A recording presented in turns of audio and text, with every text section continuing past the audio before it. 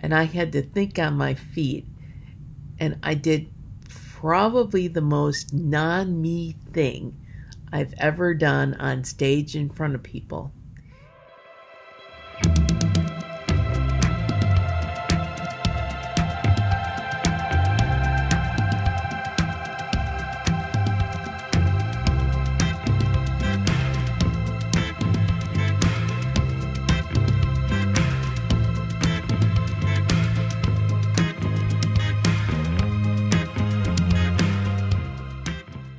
Hi, it's Nani, and welcome to the Chronicles of Nani Halloween edition.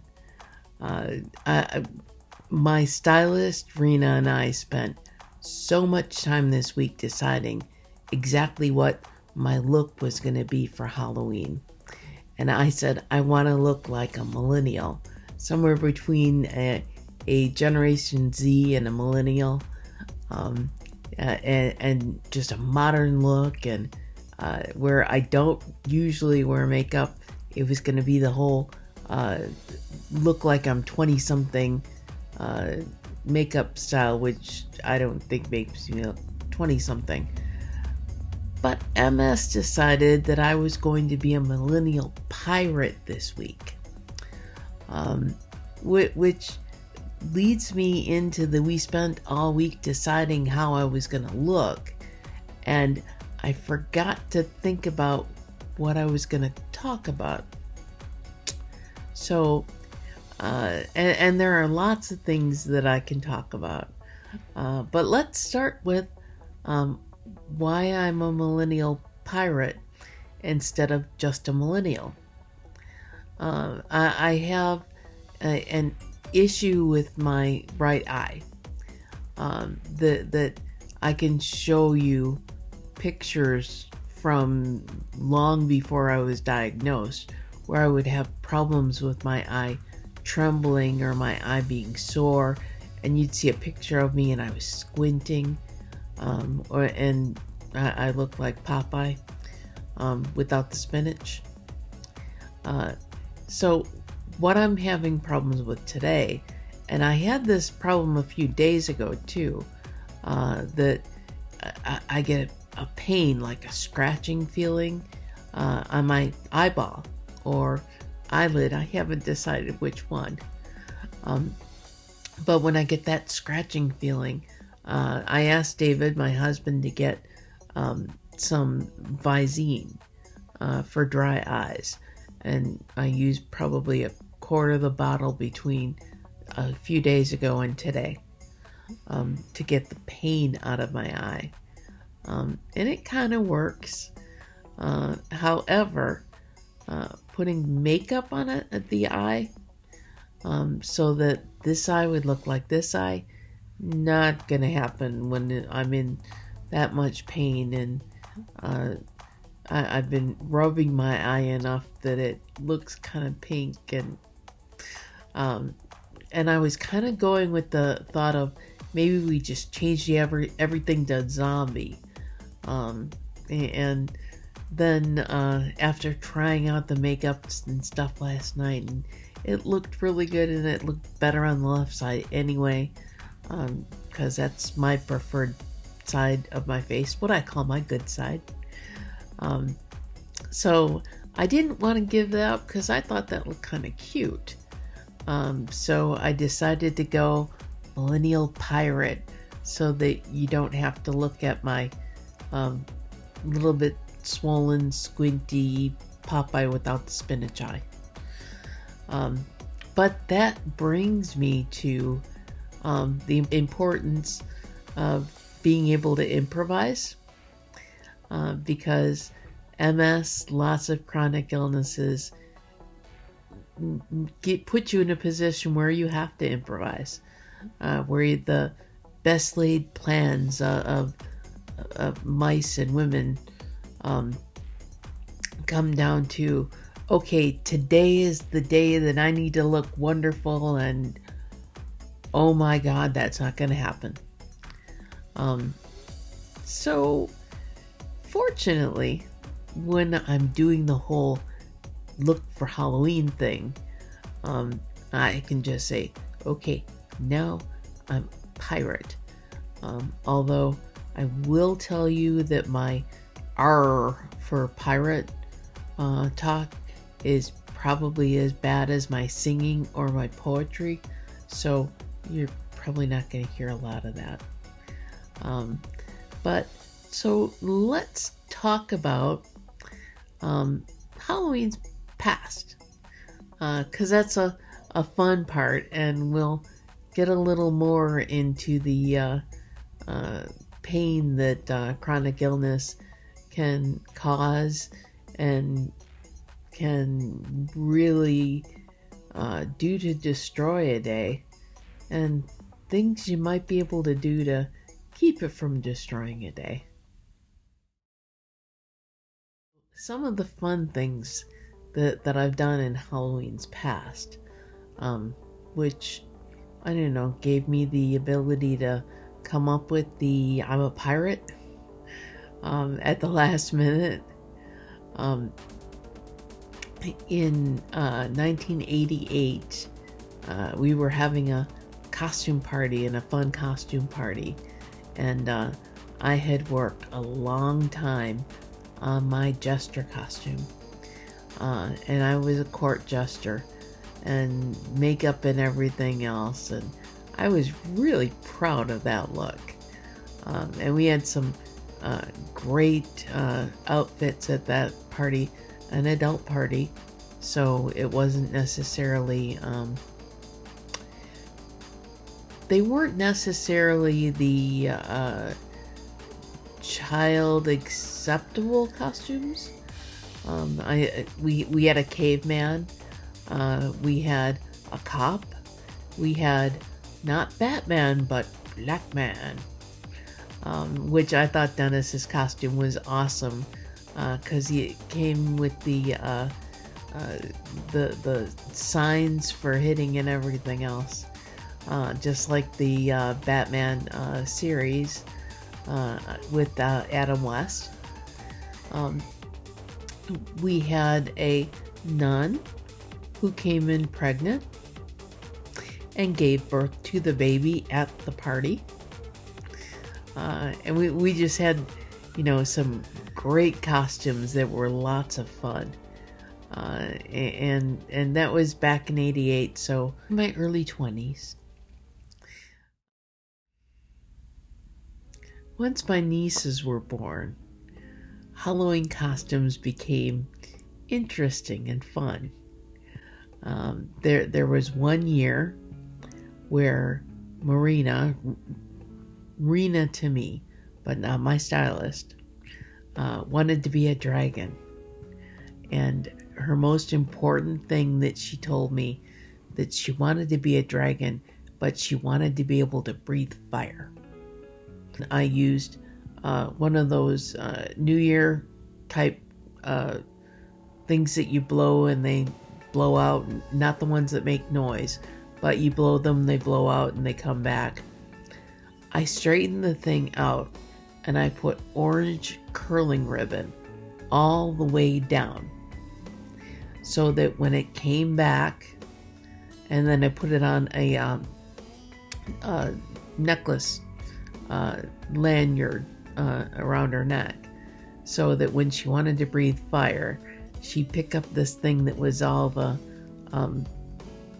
orange ribbon on it, and when she blew on it, it would blow out fire and the ribbon would flail all over the place. I was so proud of that. And then I also did gloves with little claws on them, and shoe covers with claws on them. When a few days after Halloween, we were sitting at a restaurant, and she drew a picture of her Halloween costume. The fire wasn't even in there. The big thing was the claws. She absolutely loved the claws. And I was so proud of the fire that you requested, and she loved the claws.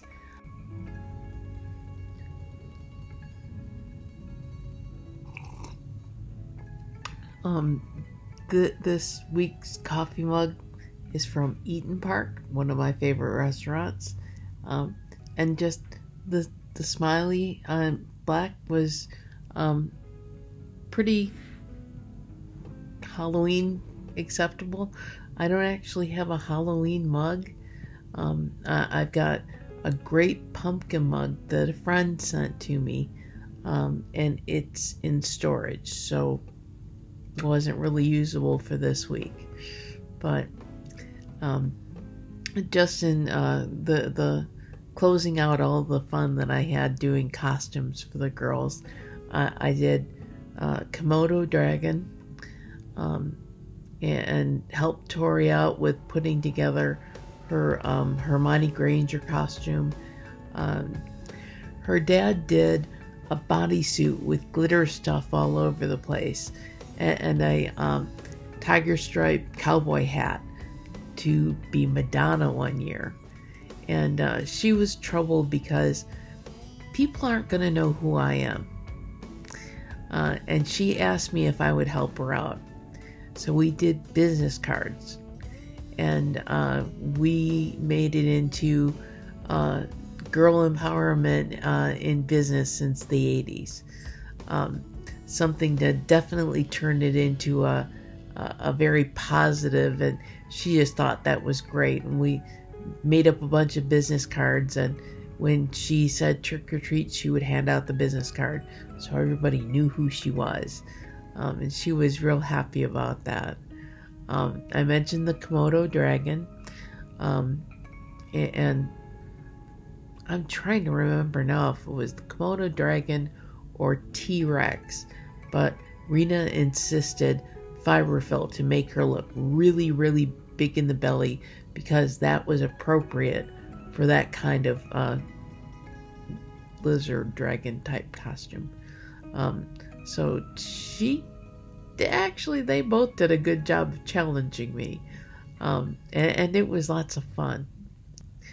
The last Halloween costume that I actually made, and I made them all from hand, was the Mounds and Almond Joy that David and I wore to a convention in Chicago.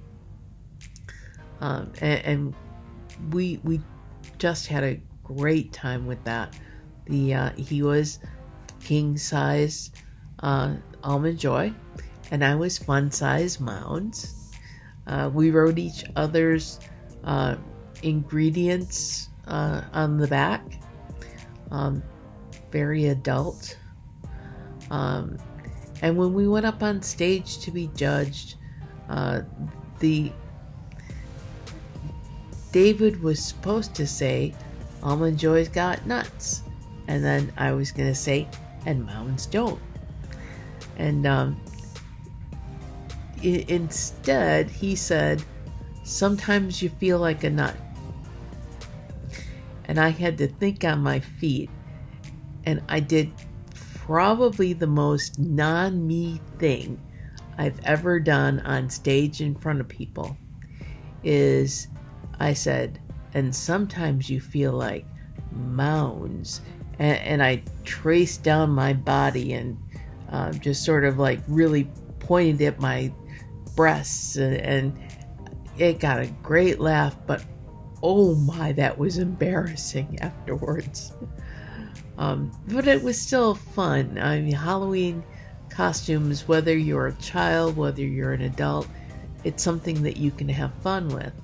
And sometimes you got to think on your feet. And that's where we come to the chronic illness. And yeah, you can still have fun. First off, and I've suggested this to David before, after I was in the wheelchair, that I could be creative, and because he's 6'5" and I'm in a wheelchair, I thought we could do C-3PO and R2-D2 and it would be awesome. David didn't like the idea, because I think he didn't like it pointed out that I'm in a wheelchair. I kind of thought of it as taking advantage of being in a wheelchair. And you can do things like that. There are all kinds of things if you're in a motorized wheelchair. First off, motorized wheelchair or manual wheelchair, you can still dance. Don't ever think that, wow, everybody's dancing and I'm just sitting here. You can get out on the dance floor and dance just fine in a wheelchair. You dance different, but you know what? The point of dancing is to get out there, move to the music, and have fun. There's nothing about a wheelchair that stops you from doing that. And like I said, it offers you new creative ideas. You think outside the box a little bit, and you actually come up with costume ideas that people are totally floored with the, oh my god, you took this challenge and you made it the best costume at the party. Chronic illness surprises you a lot of times. I know MS surprises me a lot. Things are fine one day, things are messed up the next day. That's a common thing with MS. It's a common thing with a lot of chronic illnesses, that you don't necessarily have a choice what type of day it's going to be.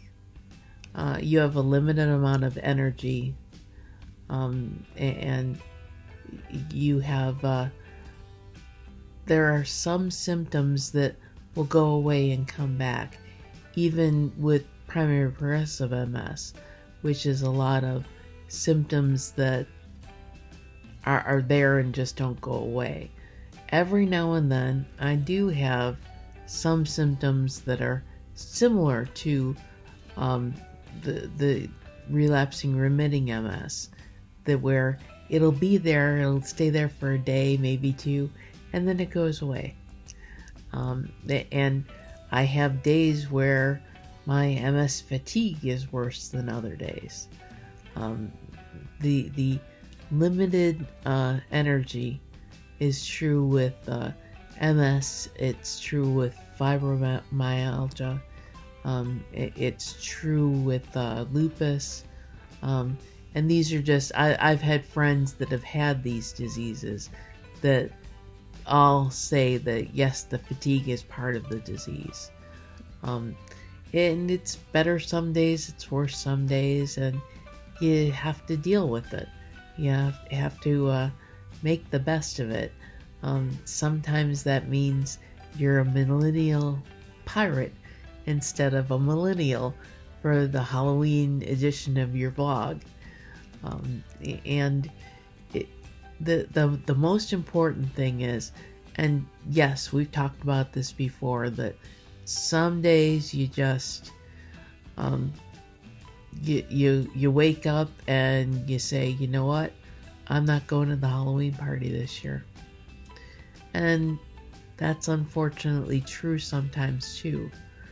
But other times you go with the flow, you make changes, and other times you have a great day where you can get out on the floor and dance in your R2-D2 costume.